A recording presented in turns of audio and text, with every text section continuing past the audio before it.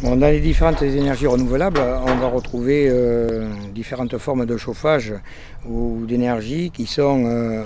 la géothermie, l'aérothermie, les chaudières à granulés de bois. Au niveau aérothermie, bon, c'est bien, on a des coefficients très importants, mais on est toujours quand même tributaire de l'électricité, même si on a un rendement de 1 à 3 ou 1 à 4, ce qui fait que, en fonction du prix de l'électricité, la facture énergétique, elle grimpera quand même.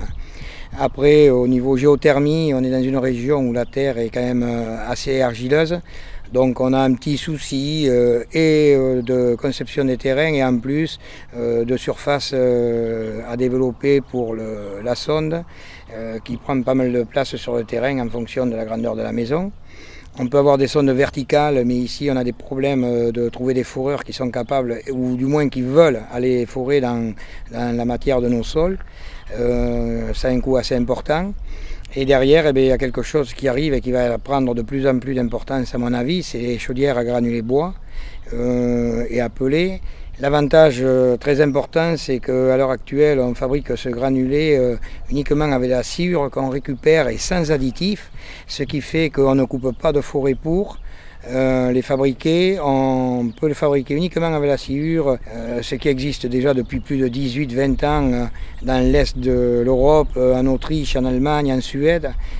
arrive ici. Et dernièrement au salon, j'ai même une personne qui m'a dit tiens, c'est nouveau, ça vient de sortir. J'exposais une chaudière à granulés bois.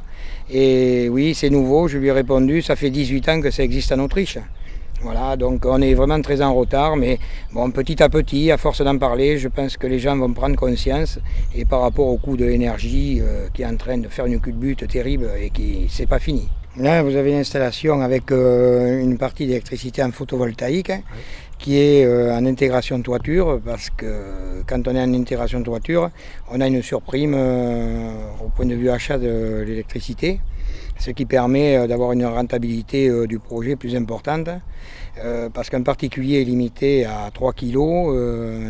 3 kW crête sur une installation avec un crédit d'impôt d'aide à 50%, alors qu'une entreprise ou un professionnel, normalement il doit avoir des subventions de la région ou d'autres organismes, mais qui malheureusement, malgré toutes les promesses, on n'en voit pas beaucoup arriver. Et dans le cas précis,